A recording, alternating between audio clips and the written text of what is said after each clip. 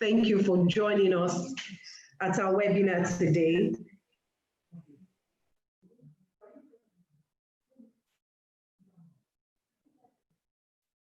Good afternoon, Mrs. Awe. You're welcome, ma'am. My name is Biola Ogundari, and I'm the managing partner of DF Legal. I can see we have a decent number of participants, and I hope more people will join us as we go along, and more people will join us. This webinar has been put together by the law firm of DF Legal, and the purpose really was to educate ourselves and also to bring into light the operations of the Lagos State Lands Bureau, particularly during this COVID-19 period.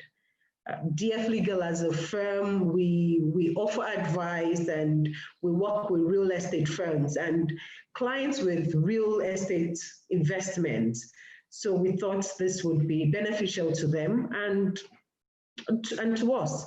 There are a lot of misconceptions about the operations of the Land Bureau, and it is our belief that this webinar will clarify most of these misunderstandings, if not all.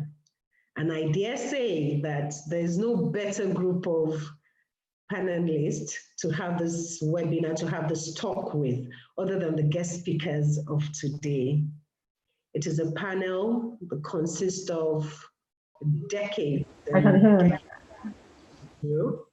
and the experience amongst the speakers is unattainable many quarters. So I'll just go on to introduce the speakers for today. The first person I would like to introduce to you is a person without whom it would have been very difficult to gather the erudite array of speakers of today. He's a man of very few words, but one that has contributed to the visible efficiency of the Bureau as we know it today. He has been in the employment of Lagos State since 2003 as the Director of Land Services. In 2006, he was made the Director of Land Regularization, a position he held until 2015, when he was made the Permanent Secretary, Land Bureau, Lagos State. Yes, it is Mr. Bodia Guru. You're welcome, sir. Thank you very much for joining us today. Mr. Good afternoon, thank you very much for having me. Colleague, called to the Nigerian bar about some 25 years ago, and he was also admitted to practice as a solicitor in England and Wales in 2002. Mr. Guru, however, started his educational career with the ordinary and advanced levels at St. Gregory's College, Lagos, Nigeria. And he proceeded to study law at the Leeds Metropolitan University in England.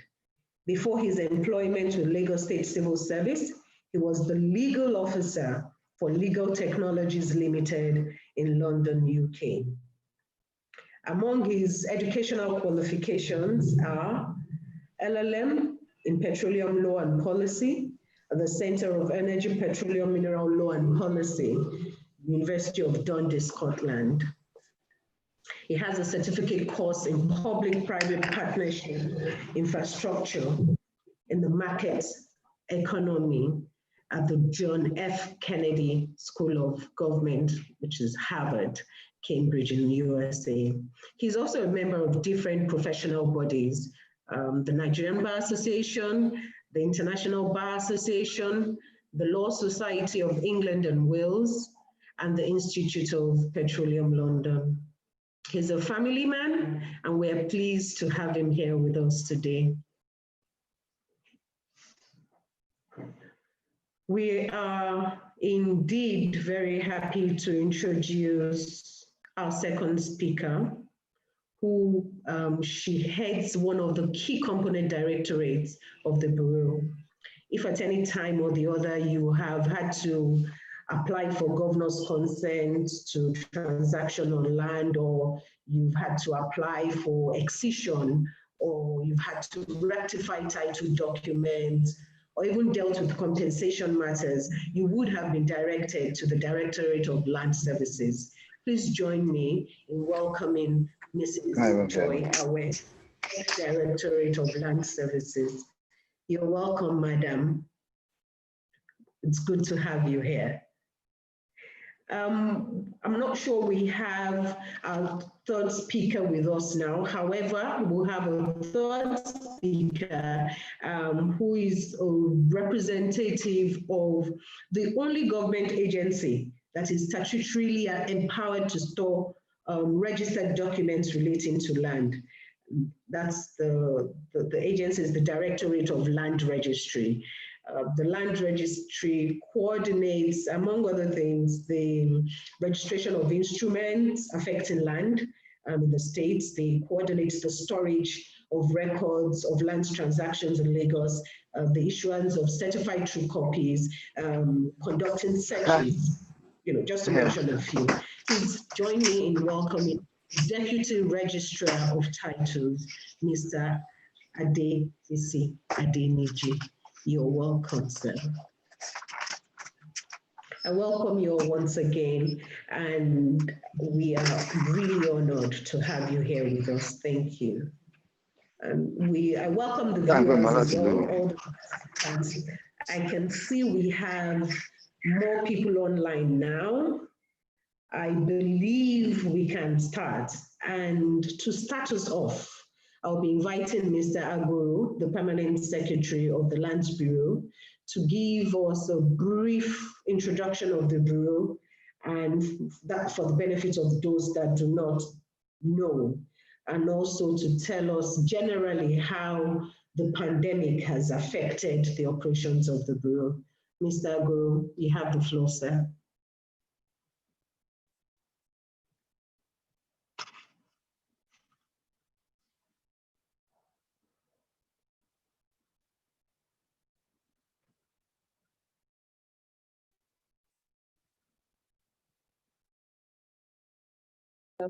Hello. Hello. Can't hear.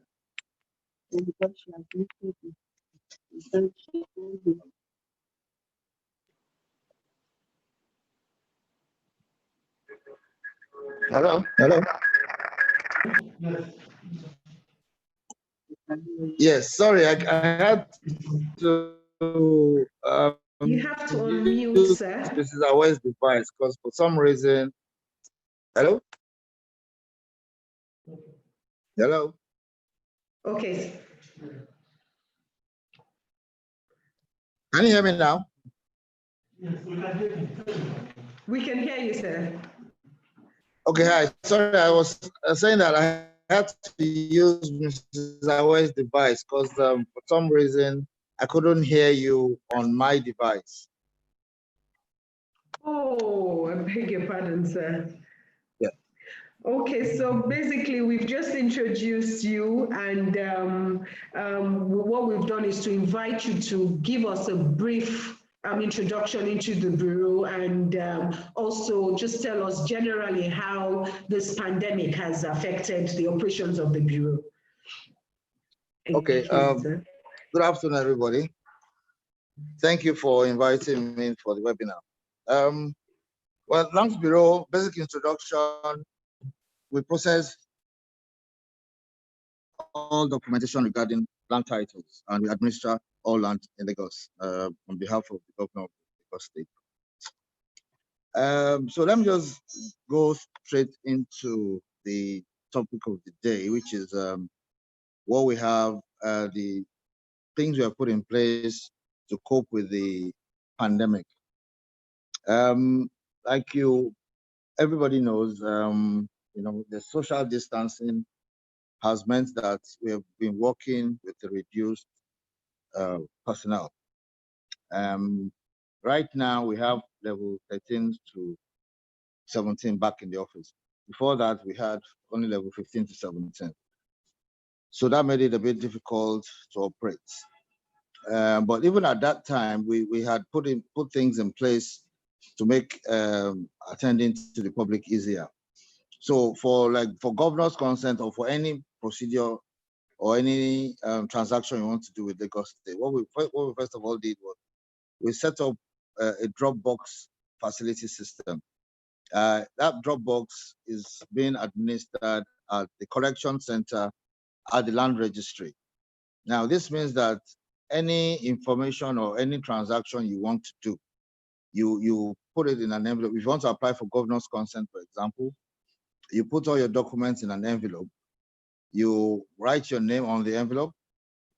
You put your email address on the envelope and your phone number that has a WhatsApp application installed on it.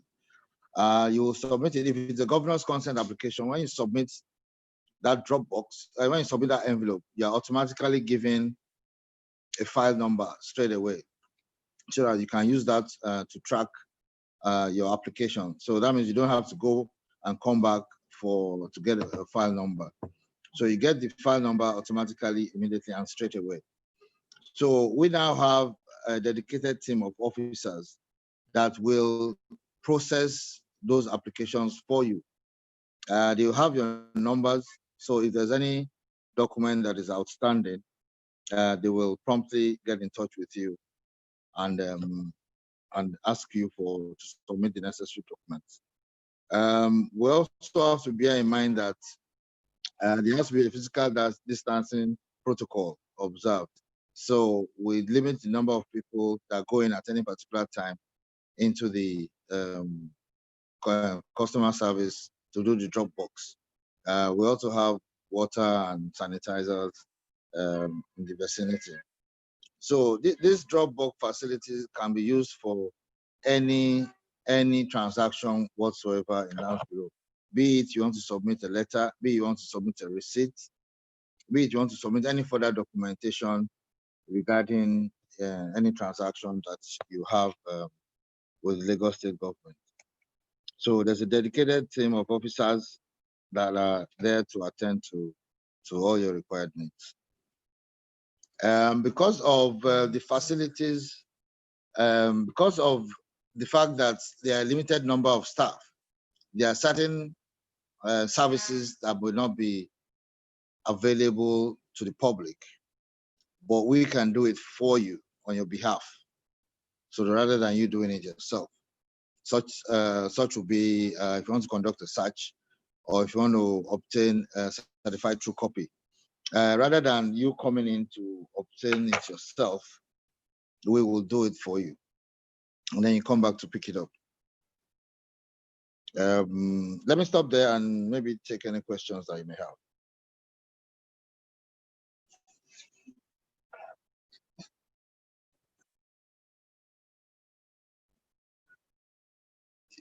Hello.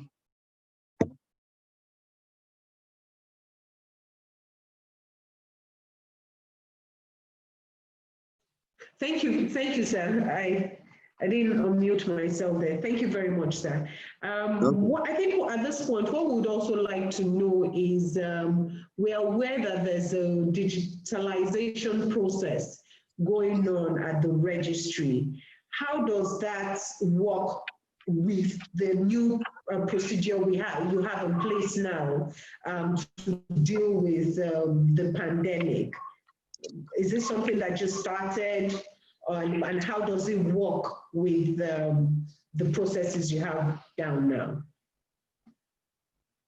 Okay, the digitization project actually started last year, way before the pandemic. It started last year, like I said, way before the pandemic. So the digitization project is, we realized that we can no longer be any more efficient using the manual process. The number of applications we get per week, per month, just goes to show that there's no way we can be any more efficient. So we decided early last year that we have to automate the entire business process of the Lands Bureau, be it governor's consent, be it allocation of state land. The entire system has to be electronic. So the digitization process is the precursor to the full automation system. So before you can be fully automated, you have to scan all your files onto an electronic format so that it can be easy to archive and retrieve. Now, this is a major project. It's like we're inventing the wheel. We're inventing the wheel here because it's going to transform land administration and management in Lagos State. It's going to make life easy for everybody. Applications will be processed in a matter of days rather than weeks. And there's going to be a robust backup system so that we don't lose any files. And it's going to be very secure. So, but the starting process is the painful process because it involves a lot of hard work. For example, we need to collate all the files that have ever gone through Lands Bureau from inception till date. We have to look for them, we have to sort them, then we have to merge them into files. So every plot of land in Lagos has a file. And every transaction that has happened on that plot of land, it could be 20 or 30 consents on that parcel of land. We need to go and find all the 20 consent files. We merge them with the originating allocation file and batch them together. That makes it one file. We have to do that for all the registered transactions we have in the Lands Bureau. So we're currently going through the very painful process. And at the same time, we still have to run the bureau. So we cannot say that because we're doing our digitization project, we should stop attending to members of the public. So we have to run the two side by side. And that's where the challenges come in because these files are live files. They are files that are being used by people on a daily basis. Let's say, for example, you want to do a search. You want to do a search, we may be using that file they may be scanning those files at the scanning center.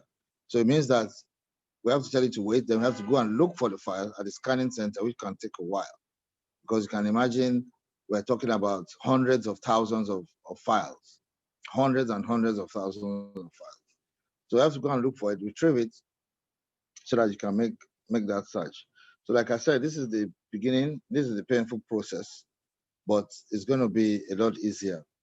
So essentially, at the end of the day, what's going to happen is that there's going to be a portal where anybody that has any transaction to do with Lagos State government, you register, you log on to that portal from anywhere in the world. So from your office, from your home, if you're abroad, you log on to that portal, you choose the transaction you want. Is it governor's consent you want to do? Is it private CFO you want to do? Is it governor's consent you want to do? Or is it state allocation? You click on whichever vehicle that you require, and you attach all your documents online and you submit it. So we pick it up at the back end and we process it seamlessly. So you don't have to come to Alausa in any way for no reason. Payments are also made via MPay. You pay online. You generate your receipts online. You print your receipts online. These are things you can also attach and send back to us. There's an avenue for you to check the status of your application. So it's quite seamless. You also be able to do CTC online. So there'll be absolutely no reason for you to come to Alausa at all. So we're very excited about this project. It's a very expensive project, very time consuming, but like I said, we're practically reinventing the wheel as far as we're concerned, because every step of the way is fully automated and there's a full audit trail and it's secure. We also have off-site storage of our files, so as backup. So it's quite an exciting period for us, and we're really excited and hopeful. So it's going to make life easy for everybody, and we envisage that we'll get more traction. We'll get more tons and tons of more transaction. We know that there's a lot of transaction out there that has not been brought in because it's perceived that it takes a while sometimes. So, but with this new system, we're talking about governor's consent within 14 days maximum, or even less, because everything is going to be electronic and seamless, and we plug into the enterprise GIS database. So it's fast and very secure system. Where we plan to, we're scheduled to do a partial go live in June, but the pandemic, and the shutdown stopped all that. So we're just ramping up again gradually. So assuming that this system had been in place before the pandemic, it wouldn't affect us because we have the capacity, because the system has the capacity to enable us to actually work from home. So we just log on to the portal as well. Everything is electronic, everything is stored on the cloud, and we retrieve it seamlessly. So it wouldn't have affected us if it had come into play. But hopefully by next year, all that will be achievable and be able to work from home. In a nutshell, that's what the digitization project is about. Thank you very much, sir. You did mention that, or rather, how long do we reckon this digitalization process would take? And for us to start enjoying the benefits of it, because it sounds like a very efficient system and would help a long way.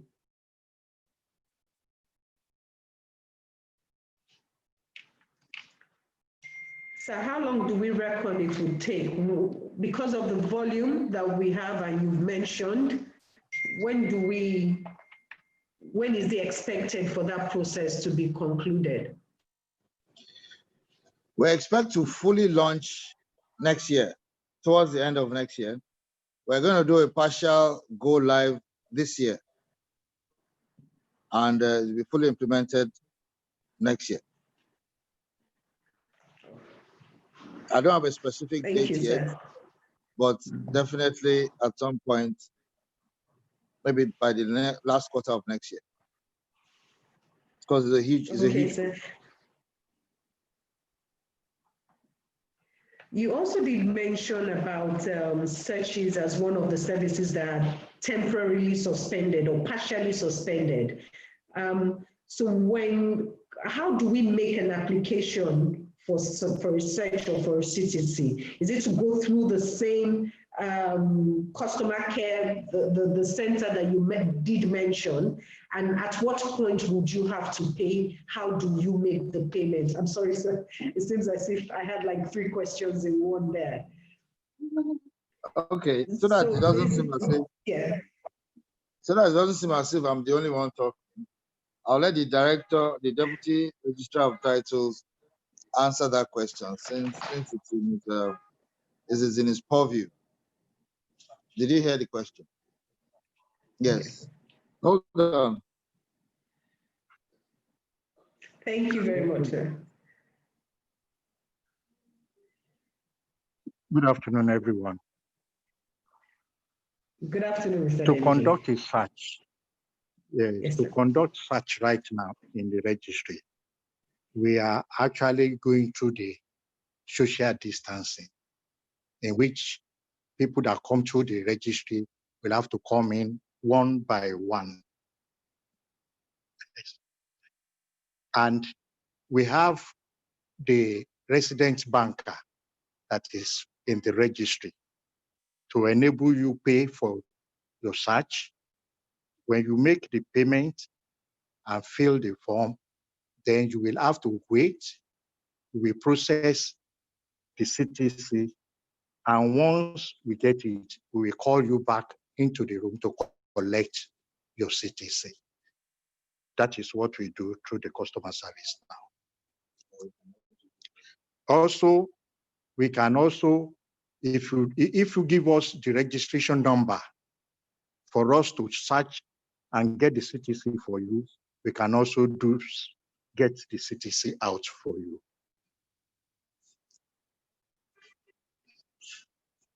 Okay. Thank you very much, Mr. Denije. What's the time frame? How long, for instance, if I make an application, I submit at the customer care for a CTC, how long is it likely for for me to get the certified true copy as applied for? It's possible for you to get a CTC within a day, where the details are in our system. But where we have to go and search for the title at our building where the digitization process is going on, just like the permanent secretary said, it may take a little time. And in this respect, we actually appeal for patience so that people coming for CTC will actually give us a little time to be able to search for the document and get the CTC for you. This also sometimes affects our one-day verification service, in which where the title has been sent for digitization, we have to go through the process of retrieving it from the digitization area before we be able to confirm such. But for CTC in this period,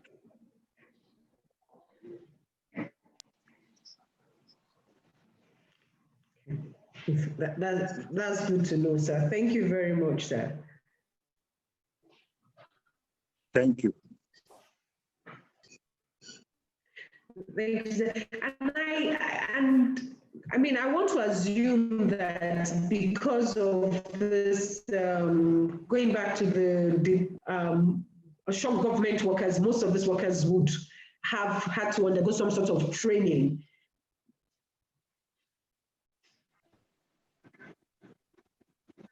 Again? Come again, please. So I said that, well, I think it is safe to assume that there would have been some sort of training on how to use this new systems for the staff as well. And would you be inviting contractors to help in collating all the documents? Would you be using experts? Our staff are well trained. They are always on the system every day. So they actually know what to do at every point in time to ensure that we retrieve necessary information for all our customers.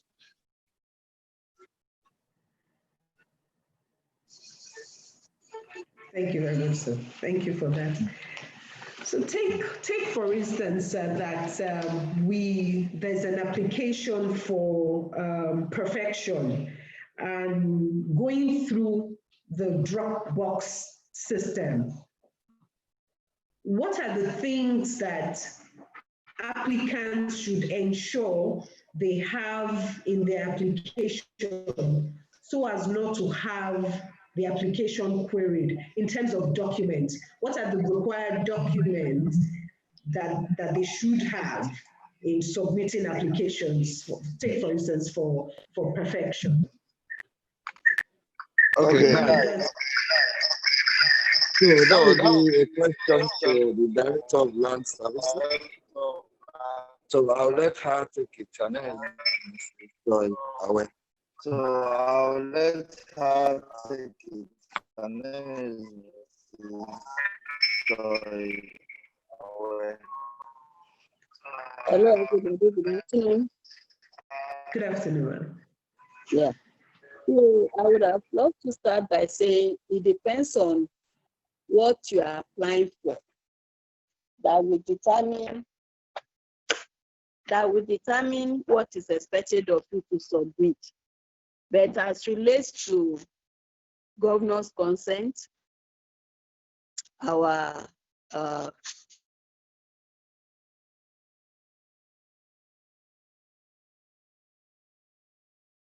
clients or the members of public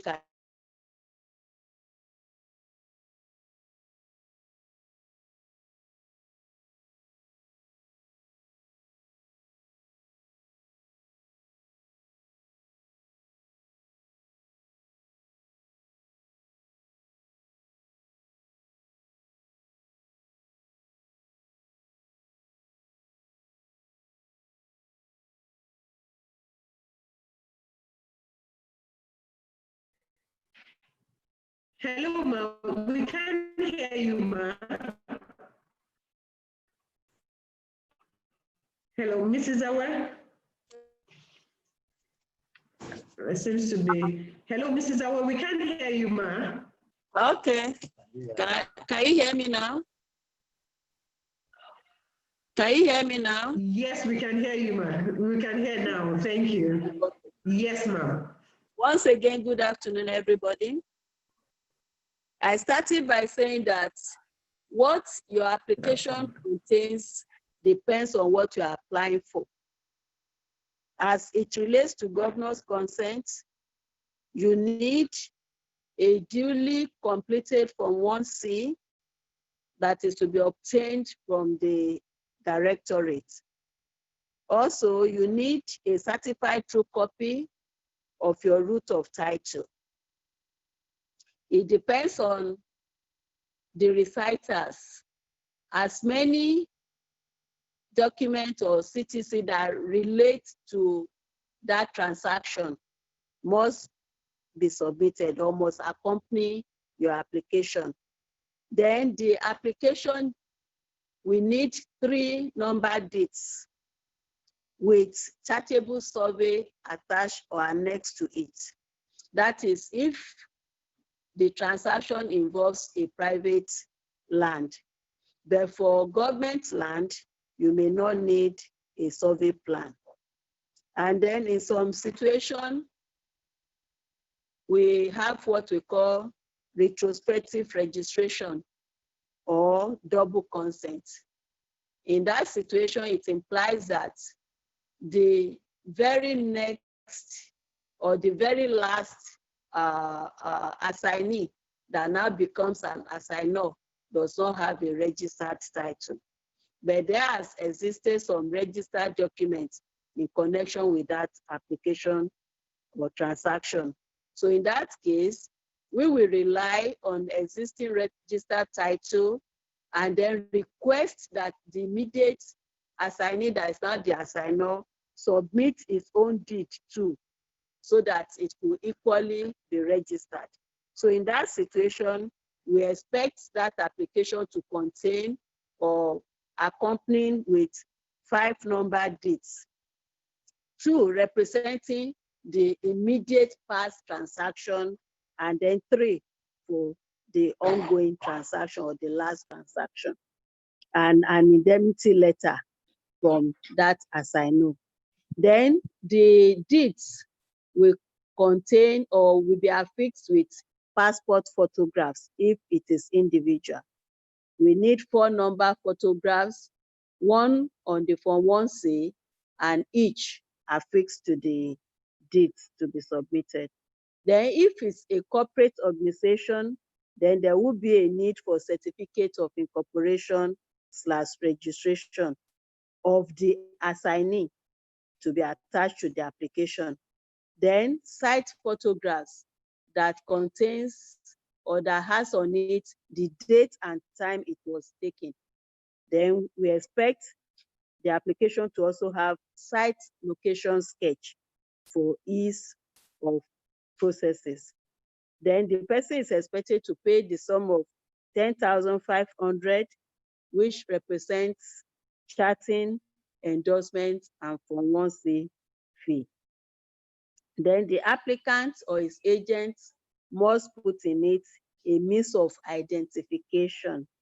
And finally, a covering letter that has functional telephone lines and active email address for ease of communication. Those are the requirements that is necessary for processes of governor's consent. Thank you, Mr. Dawe. Thank you, ma'am. We have started taking questions from participants, from the attendees. So I'll be throwing some questions as we go along. And one is as regards double consent. When it comes to double consent, in terms of payment, would that be payment on the two, as the name suggests, double, or would it be, because it's just one registration, the recent, it's just one registration, the latest assignee that is registering? So would it be just one payment that is made, or would the previous assignee would have to pay as well? Your question is clear. Actually, there will be two payments, but not two full payments.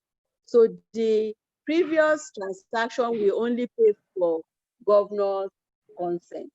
You know, in our bills, we have governor's consent fee, we have registration, we have capital gains tax, we have stamp duty, and so on. But it's in the area of governor's consent that payments will be made for the two.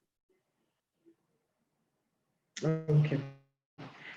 Thank you for that clarification, ma'am. I just want to chip in something on that double. I have a question here.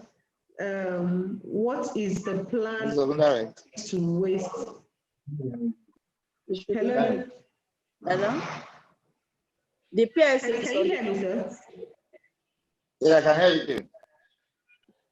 Okay. I said I have a question from, I can hear you, sir. We can hear you, sir. I just want to chip in something on the double consent. Okay, sir. So regarding the double consent, there's a slightly different procedure for that. And there are various reasons for that. For example, for double consent, we have to go for site inspection. In other consent applications, we don't go for site inspection. But for double consent, we need to go for site inspection. And we do also carry out interviews with people, or whoever is occupying that land. It's for our own protection and safety as well as that of the clients. So for that, we have a site inspection. And you also submit an indemnity, which you wouldn't ordinarily submit if you were just doing a single consent. So just those two differences.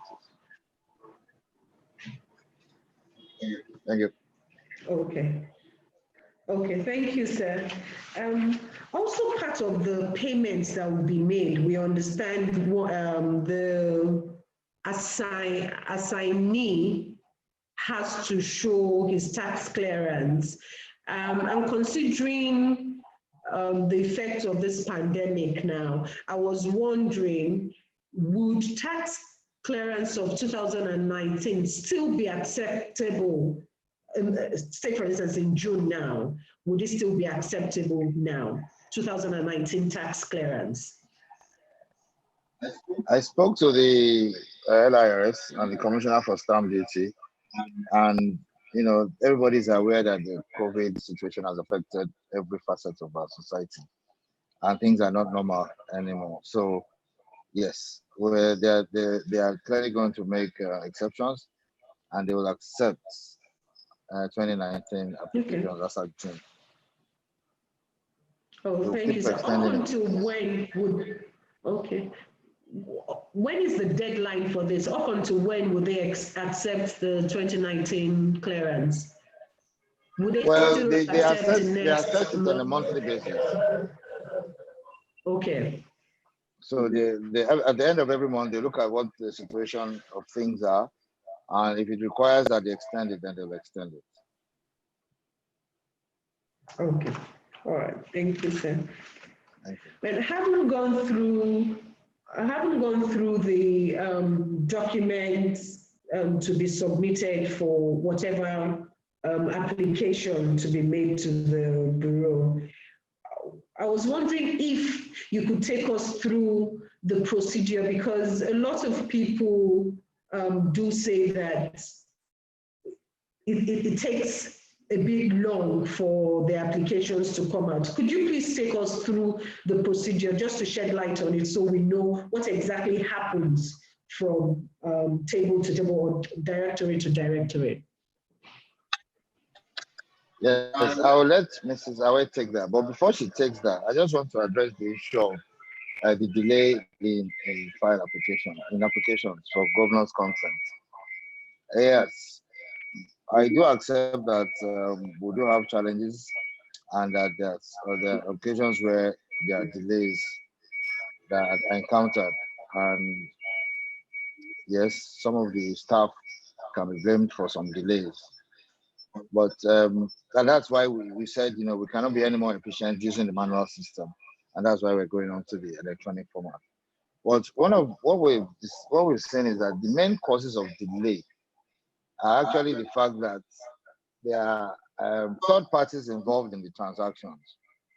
So, and in most cases, these third parties that act as a go-between between the directorate and the actual owner, sometimes they do not communicate accordingly or on time to their principal. Or you have a case where Mr. A engages a lawyer to perfect his title. The lawyer engages an agent and leaves it to the agent. So now you have two people in between. So in a lot of cases, they don't communicate well and they don't communicate on time to their principals. So we see that as a major form of delay. And also we also observe that a lot of times the requests for emails, sometimes they are not there.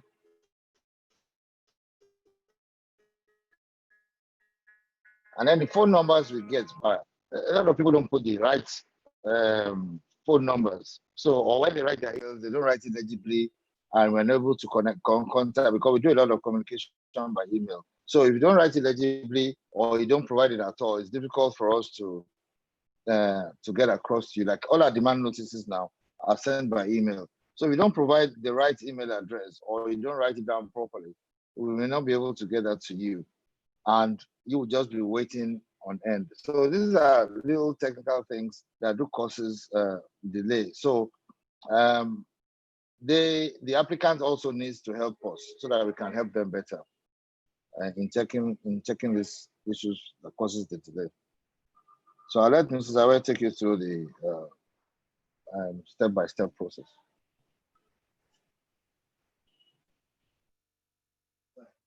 Okay, I thought they want to respond. Okay, so for the, hello? Can Hello? hear you, ma. Please go ahead, ma. We can hear So you, for ma. the step-by-step processes, as it was before and is operative now. For example, applicants are to submit their applications with all the aforementioned contents or documents. And this is to be submitted to Lands Bureau's Dropbox as it has been made to know. Before, once these applications are submitted, it will be vetted immediately and compiled for chatting. So but for now, the vetting may not be done immediately because the person that is at the front desk is representing the whole bureau. So it's for him to just collect the envelopes and then we get back to you in due course. So, but after going through the applications, if they are found to be in order, such applications, if it's for private land, will be sent to the Surveyor General for charting purpose to determine the status and to confirm if it is good to go, in other words, for processes. But those that are for state land, instead of them going to the Surveyor General, we have in the directorate where we call the investigation desk. The investigation desk is to also investigate, as the name implies, to make sure that it's not one of the revoked properties. And once it is free, then the assessment will be prepared. The assessment is prepared based on location and the applicable fair market value. It has been compiled and published in the Lagos State Official Gazette as at 2015. A copy is available for whoever is interested to obtain at the Cabinet Office. And if you need a soft copy, you can go online to the Lands Bureau at lagostate.gov.ng. And the fee to be paid, aggregate is 3% for normal consent application, but this excludes what we call the neighborhood improvement charges. The subsequent breakdown is that the person pays 1.5% of the assessed value for as consent fee, while we charge 5.5 as capital gain tax, 0.5 for stamp duty, and another 0.5 as registration fee. But like earlier mentioned, if it is double consent or retrospective registration, then the charges will be, instead of 1.5% for consent fee, the person will be made to pay 2.5%, while the CGT still remains 0.5%, but stamp duty this time will be 1% and registration 1%, bringing the aggregate to 5%. So in other words, for sake of emphasis, if it is double consent, you're paying 5% aggregate, while for normal consent application, you pay 3%. So the difference is 2% of the assessed value. Then the neighborhood improvement charges is calculated based on the size of the land multiplied by 2 per meter square, 2 naira, sorry, per meter square, and the number of years of relevant title. When we say relevant title, we're talking about the last transaction that has taken place on that application, or if it is gazetted, then the years of the gazette. So then for mortgage transaction, the assessment is based on the amount of loan, and we charge 2,500 on every 1 million naira. That is 0.25%, 0.25% rather. Then the registration fee will be 5,000 in every 1 million. That's for consent fee. But if it is a gift, if the transaction is a gift, the person will be made to pay all other charges except the capital gain tax, for the fact that we do not expect that person to make a gain on such transaction. Then after the assessment is ready, before we normally send it through email to the people's email address. And now we still do the same. While those people then do collect their hard copy by personal contact.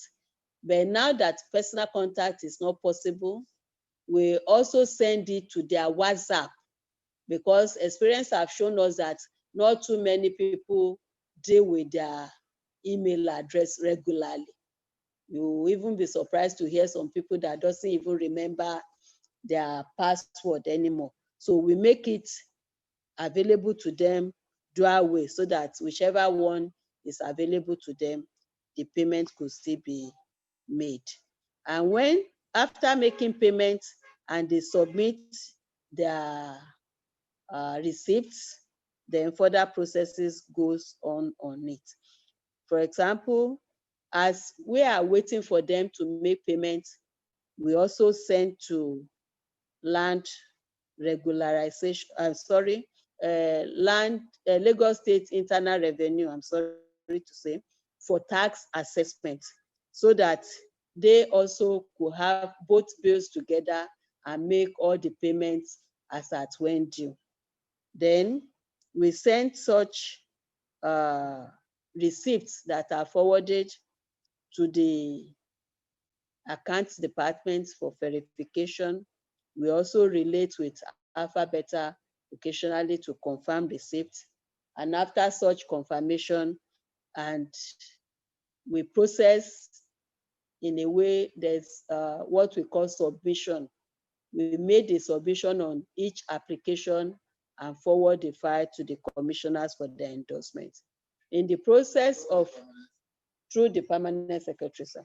So in the process of, the processes of submission means we vet the file thoroughly to make sure that every condition is met. Because once it is sent to the commissioner, it means we are confirming that the file is good to go and it could be endorsed. So we do a thorough check before sending it to the commissioner and route the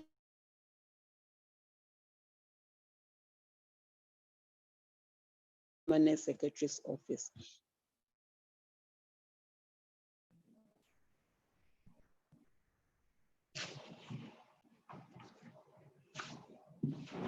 Ma, you're on mute again. We can't hear you, ma.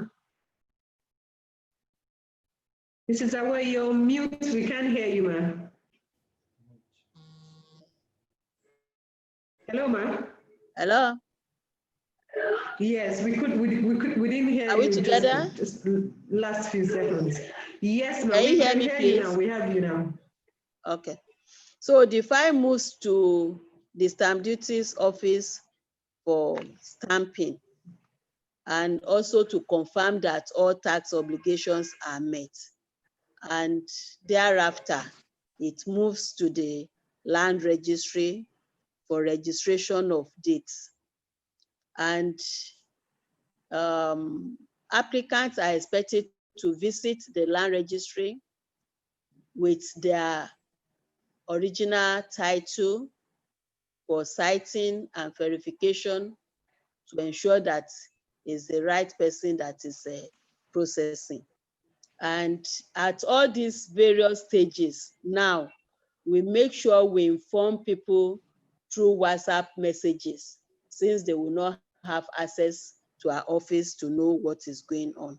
And when the deeds are finally registered, then the registrar of title will invite such people for collection of their deeds.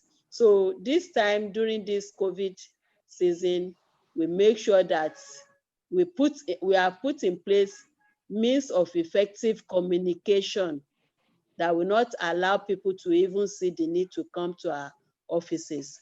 Like at the stage of the file coming from Surveyor General, we are putting in place for them to know that it has returned. And when the assessment is ready, we send it to them. When the submissions are made and the deeds are back from the commissioner, we also notify them so that they can come with relevant documents for further processing. So all these are put in place to make processes easier for the applicants.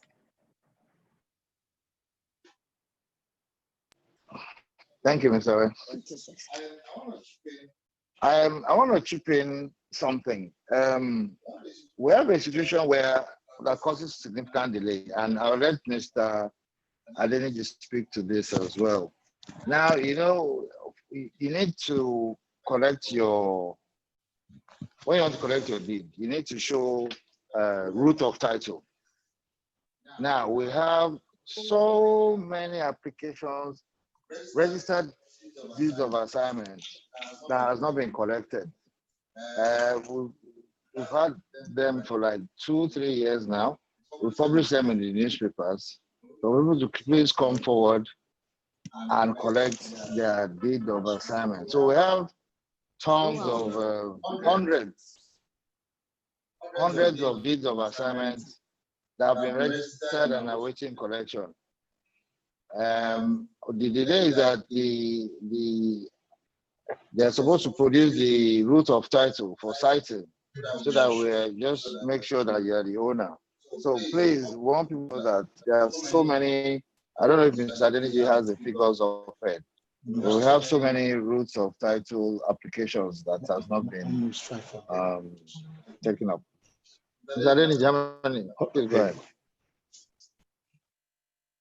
In support of what the permanent secretary have just said, for registration of titles, once we receive files from the Directorate of Land Services, we expect the applicant to come forward to the land registry with their original root of title, which is the starting point for registration.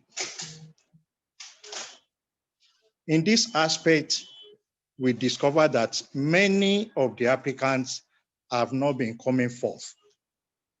As at now, we have more than 500 files, which are still pending, awaiting applicants to bring their root of title for us to be able to go ahead with the registration process. When we do not get this, we cannot go further in the processing of that particular title for registration. I would like to use this medium to appeal to the applicants that once they get the letter from the Directorate of Land Services intimating them that their file has been sent to the land registry for registration processes, they should please do so without delay. I know as a fact that even in the letter given to them in the Directorate of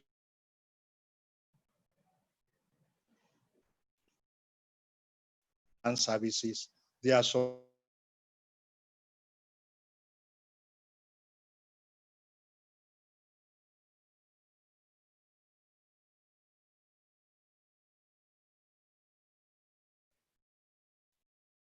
So your microphone is on. Your microphone is muted. Can you hear me? Yes, we can hear you now, sir. So I'm appealing to applicants to always bring their root of title so as not to cause delay in the registration process of their title document. It's very essential. As at now, we have more than 500 applications that are awaiting root of title, which is the first step towards registration of your applications. Thank you. Thank you very much, sir. Sorry, there was a glitch in the network just now. I was saying that how can applicants follow up with their applications? Is there an email address they can, since they cannot come in because of that we are in, is there an email address or how do they follow up with their application? Hello. Yes, sir. Hello? Mr. Yes. We have, there's an email address, and each individual officer also has a Lagos State government email address that they can email directly to. Oh, I think so. I think we'll make that, if we can make that available at the end, so if it's okay, we can share that. Yeah, that's fine. Thank you very much, sir. So I was saying that there are a lot of questions, quite a number of questions on double consent. And I think perhaps, sir, if you can shed more light on it, people don't quite understand more light on it, and then I'll take a couple more questions on it. Okay, let Mrs. Aware take the question on double consent. We want you to shed more light on what double consent is. Okay. We call it retrospective consent now. Yes. Yeah. Like I earlier explained, there are situations whereby there has been a registered title, either in the form of a set or a conveyance or a C of O that is existing on a particular plot or parcel. Now, that interest pass on to the next person, let's say between A and B. But when it got to B have not perfected his own title, and the next thing want to transact with C. For the fact that it has gotten a registered title, that person cannot do a C of O or any other title. The next thing will be to do to process for governor's consent. But normally we need a certified true copy of a previous transaction before the new person can register his own. But because there has been an existing one that was registered, by omission of this new assignor will not debar the present assignee from registering his own title. So in that situation, the policy has been put in place to enable the two of them register together. And that's why we call it double. But it's in retrospect because that assignor ought to have registered ahead of time. So the implication is that there will be a submission in the time past, actually, when we refer to it only as double consent. The person only submits one copy of his own deed, just for us to know that he has a deed, even though don't register. In other words, an unregistered deed. And that person will not be able to register his own transaction. The essence is just for record purpose. But this time around, we have improved to see the need for that person to also register that interest, so that it will not continue as an unregistered deed or double consent anymore, so that whoever is now coming in for another transaction on that land will continue to have a perfect link. So the implication is that that assignor that is now assigning with an unregistered deed will be made to pay for the transaction. So, and instead of submitting 3 deeds, like the new transaction, you'll be made to submit only 2 deeds. And the use of those 2 deeds is that one will be in the file for record purpose, while one will be at the land registry after registration. In other words, it is only one of his own deed that will be duly endorsed and deposited in the land registry. This person doesn't need to go with a copy of the deed, since he doesn't need it anymore, so to speak. It's only for perfection of the records. So whenever any subsequent transaction is made on that parcel, they will always have the CTC at the land registry to relate with. So at the end of the day, the new applicant, the assignee in this transaction, will now be the one going home with a copy to himself. So then the implication, the financial implication is that, like I've said before, the payment will be made at 5% aggregate of assessed value rather than 3%. The 3% in case of a single transaction will be 1.5% for as consent fee, 0.5% as registration, 0.5% as stamp duty, 0.5% as capital gain. But in this situation, it's only capital gain that will be 0.5. Stamp duty and registration will be 1%, while the consent fee will be at 2.5, bringing the aggregate to 5%. I think that's the explanation, unless there's any other question. I think that is well, the details are well explained. But another question I have, or that we have on the retrospective registration is that, is it required that the survey plan in the unregistered deed, is there a requirement that this is lodged at the Office of the Surveyor General? I don't know if it's something that you can Yes, help. it should be lodged. If not, it can be registered. Since it is to be registered with the registry and is to be stamped by the commissioners, there must be due diligence must be followed, which includes registered survey plan. Thank you very much, ma'am. Another one on double consent is that, is the double consent all about revenue and indemnity? Are penalty fees required to be paid for default by original assigner to seek initial consent before subsequent transactions? Let me just come in here. I just want to make it clear that retrospective consent is an exception. It's not the rule, and it's not in every case that retrospective consent will be accepted, because it can be easily misused, so to say. So we're very, very careful with retrospective consent. We do a lot of investigation. We do a lot of make a lot of inquiries. So it is not, we do not encourage it, because everybody is supposed to register your transaction.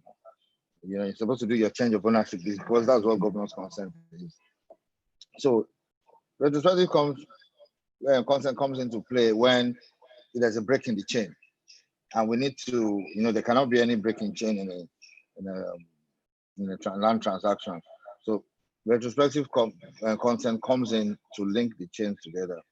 But in doing so, we observe a few things, and as such, we're extremely careful when processing governor's consent and double registration. So we don't encourage it. So it's an exception to the rule, which is not going to be, it's not open-ended.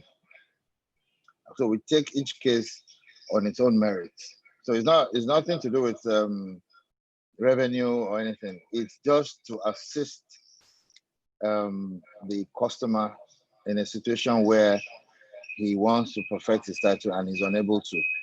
And before we agree to do that, we do a lot of investigation. And if we don't feel it is appropriate, then we will reject that application. Because like I said, we have seen a lot of foul play in some cases. So we need to be extremely careful with double retrospective consent. So it's not about revenue. Thank you. Thank you very much, sir. I think that there's a question I was going to read even on double consent. I'll still read it for what it's worth, and perhaps you can shed a bit of light on it. It says that, is the double consent all about revenue and indemnity? Or, no. Or are they penalty fees required to be paid for default by the original assigner to seek initial consent before subsequent transaction? As in, is it like a punitive measure? No, double consent is not about revenue, and there's no penalty involved. It's actually a process. We're actually helping out someone who would otherwise not be able to register his title. So we're creating a situation to help someone that is stuck, basically, because if there's a break in your transaction and the person is, say, for example, is no more, is deceased, then you have a problem. That means you cannot pass that title. So we now devised the method to help you in that situation. So it's actually a social service, so to say, that we are rendering in that regard. And we request for the indemnity because of the issues that can come up on double registration, so that you indemnify us if it so happens that there's an issue with the double registration. So it's not about revenue whatsoever. It's actually about helping the members of the public. To make the records clear. Okay, Yes. so I think we'll just take about 2 more. We have lots of questions coming in, but I think we'll just take just about 2 more questions. One is, do you have an administrative hearing procedure for hearing complaints? And if so, what are the basic rules for hearing? Is there a channel that people can go through if they have complaints? Yes, you can write a petition to the permanent secretary, and your case will be treated.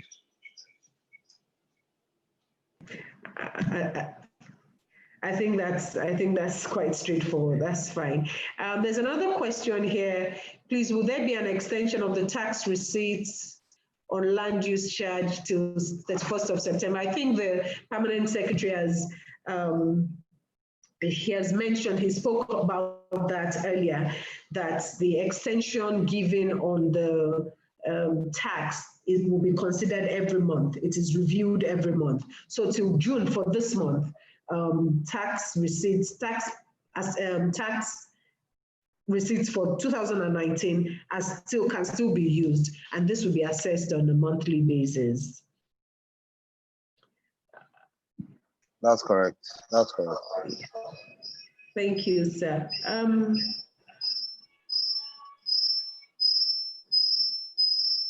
Okay, I think, are there more questions? Are we bringing in more questions? We're open to taking more questions. Yes, sir. We're just trying to go through. Some are not questions, but just observations. Okay, so we have an observation saying double consent. I think double consent is an issue. Most of the questions are on double consent. So this one says double consent is illegal and should be stopped by a given timeline when it will no longer be acceptable. It will no longer be accepted, except on exceptional situations with the approval of the PS. And I think I can understand why this participant has said this, because even the PS has mentioned that it is a special procedure, and that is why they go through, they go to extent that they go through, because some people use it for purposes that are not honorable. But I will let the PS say something about this. Thank you very much. I actually know the person that made the comment. And he also has a double consent application with us here in Lansbury. So he's perpetuating the legality.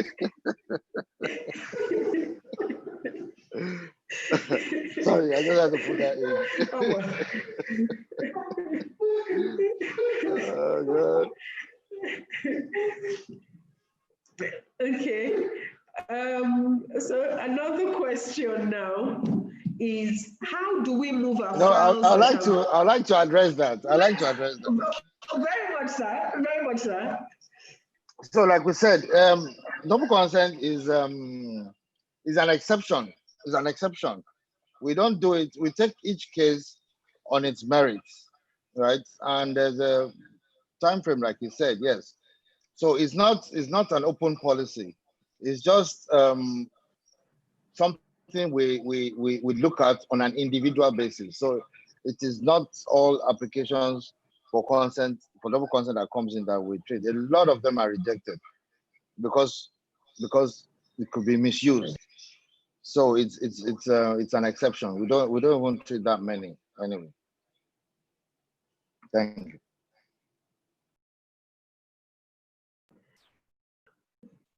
Thank you, sir. Then I think the last question we should take. It's just how do we get okay, so how do we get certified true copies for deeds for those that have been paid for prior to the pandemic? So those people, not just CTC, maybe we can extend this to all applications in the Bureau. How do they follow up on this? How do they get feedback on applications that had gone in before the pandemic and the lockdown started? Yes. Thank you very much. On those applications for CTC and even other titles that are in process for registration, presently, what we are doing is we have those who have submitted their receipts for payment for CTC, which we process right now.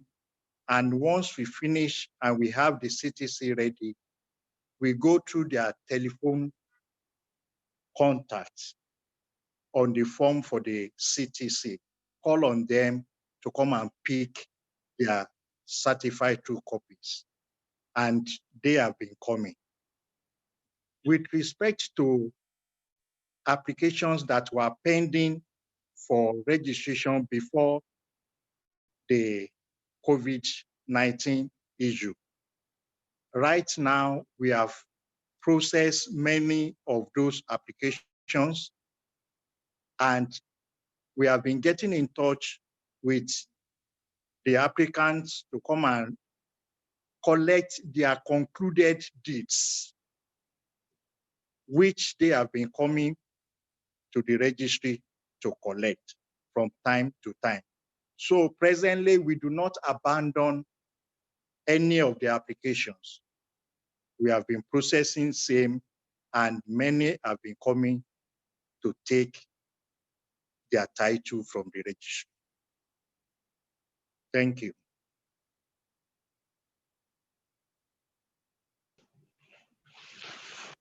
Thank you very much, sir.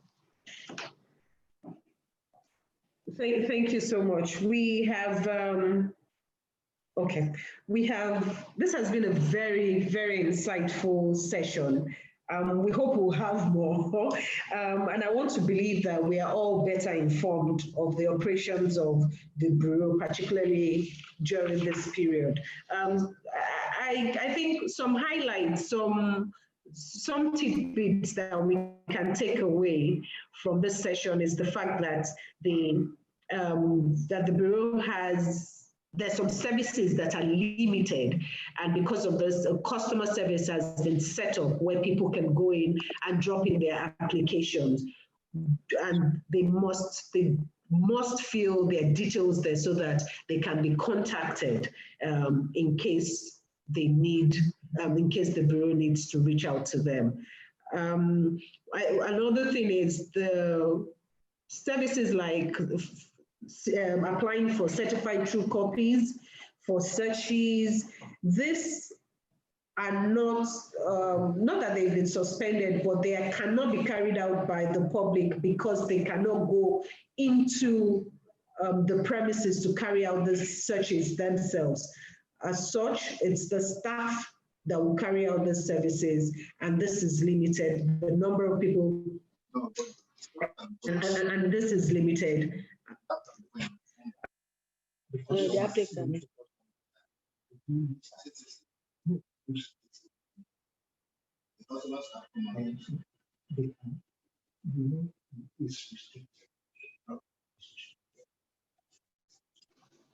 Sorry, but we just wanted to clarify just an update there. In addition to us doing the CTC for you, So sorry. there's also a position where the customer themselves can come in to do the search, but they have to observe social distancing protocol. So it means that it's just one person at a time. So it's actually a bit slow. So it's only one person at a time that comes in to do the search. So it's probably quicker for you to get the staff to do it for you. But if you need to do it, then you can. But just know that you'll have to wait for a while. Thank you. Thank you, sir, for that. I think we've also, from the discussions today, the PS has told us that the digitalization process should be concluded towards the end of next year. We don't have a date now when it will be launched. We're really looking forward to this, as we believe it will ease a lot of the little issues that we encounter at the Land Bureau for now. Another thing is that the payment for transactions in double consent seems to be a hot topic during this webinar. The payment for double consent would amount to double payment. Sorry, I beg your pardon. Payment for transactions in double consent will amount to double payment for the consent only. So it's not that you're paying for the two applications. The one of them would be payment for the consent only. These and other things have been discussed, and we want to thank you so much, sir. We want to thank you, Ma. Thank you, Mr. Deniji. We really do appreciate your presence with us today and clarifying a lot of all these issues. We are very grateful. It is comforting to know that the Land Bureau has such dedicated personnel, as I'm sure the participants would attest to. And we thank the Permanent Secretary particularly. Thank you very much, sir. We appreciate you. So we have come to the end of this session. We thank all the participants. Sorry we could not take all the questions presented at this time. However, you can contact us if you have questions. You can send an email to us at info@dfandco.com.ng. You should see that on your screen, hopefully. It's info@dfandco.com.ng. Thank you so much. We plan to have more sessions on different areas of law, and we shall ensure to keep you informed of this, and we hope to see you soon. Thank you, everyone, and have a good day. Thank you, Permanent Secretary. Thank you, Mr. Agoro. Mrs. Awer, we're truly grateful. Thank you very much, Mr. Deniji. Thank you very much. Thanks for having us. We look forward to more of this. Thank you very much, sir. Thank you. Have a nice day. Thank you, sir.